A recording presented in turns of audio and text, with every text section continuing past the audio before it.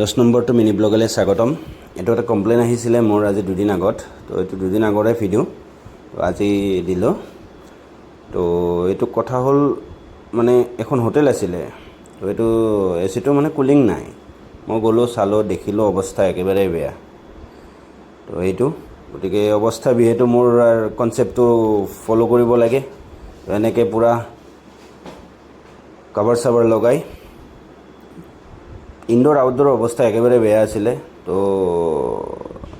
এনেকৈ কাভাৰ চাভাৰ লগাই ছাৰ্ভিচিং কৰি দিলোঁ। এয়া ছাৰ্ভিচিং কৰাৰ পিছত কুলিং কইল চিকচাক হৈ গ'ল।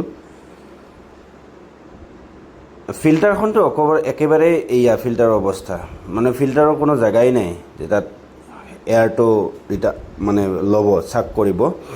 তো সেইকাৰণে কুলিংটো নাছিলেই আৰু চুৱেটিং পানী হৈ আছিলে। তো এনেকৈ ছাৰ্ভিচিং কৰি মেলি বঢ়িয়াকৈ লগাই দিলোঁ, ফিটিং কৰি দিলোঁ কাবাৰ চাবাৰ ধুই।